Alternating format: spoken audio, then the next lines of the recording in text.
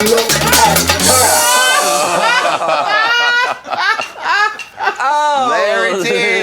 T. God bless him. God bless him. Still keeps going. Still keeps going. Just always reinventing into something new, a new place, a new sound, a new thing. Yeah, Larry. I remember when Larry first hit the scene with Lahoma and Lady Bunny and Rupaul. Right. Back in like 1985, they came, and then they were living with Nelson Sullivan, and Nelson Sullivan had this huge 4-story, it was like a corn silo in the middle of the meatpacking district, and it was they had the most amazing house ever, and that's where like all the drag queens lived. Yeah.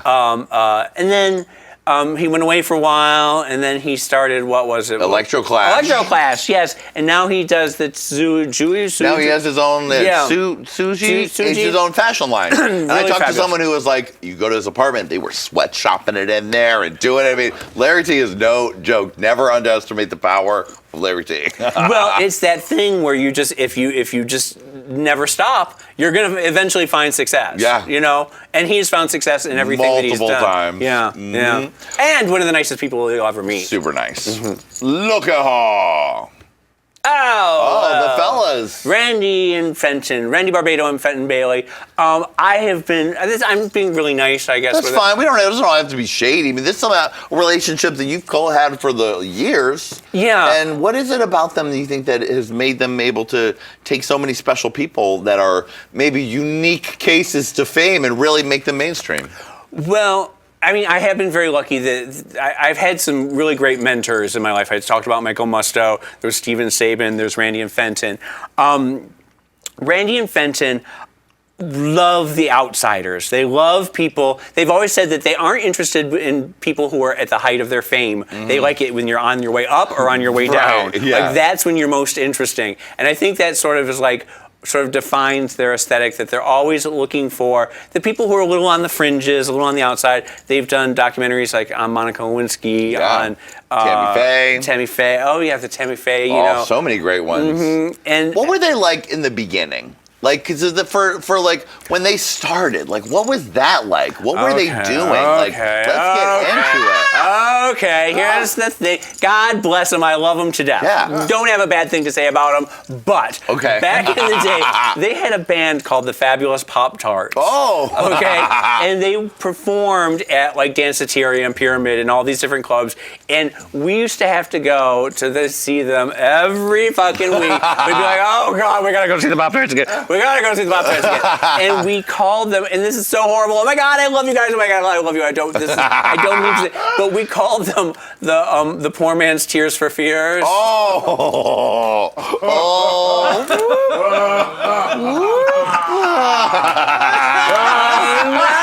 Because they were like two cute little guys. They did this little electro music and everything like that. But then they really found their calling when they started, producing for Rupaul. And they're great songwriters. They're great producers and everything. So they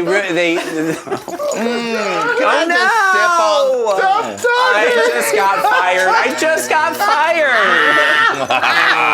Let's move on. Look at Lady Bunyan. Here we go. No, Lady Bunyan, God bless her. She's another one of those people who has been around since the dawn of creation. Yes. And is somebody who is just as fabulous now as she was 40 years ago.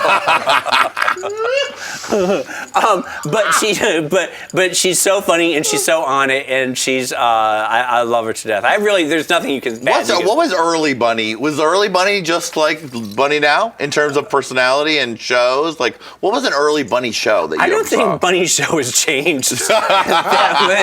Really, she's always been doing that sort of laugh-in. Right. Joanne Worley.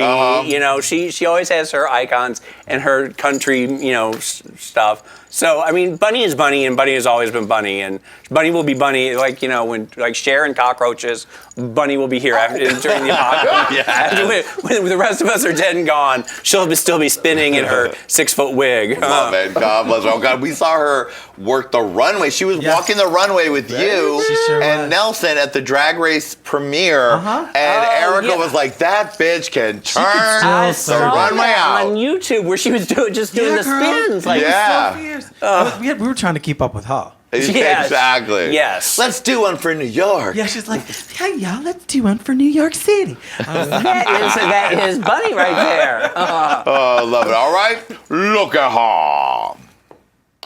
Who is that? Oh, Kenny. Oh, I was in the booth staring at that, being like, who is she? Kenny, legendary club promoter, and his looks are legendary. Tell us about Kenny.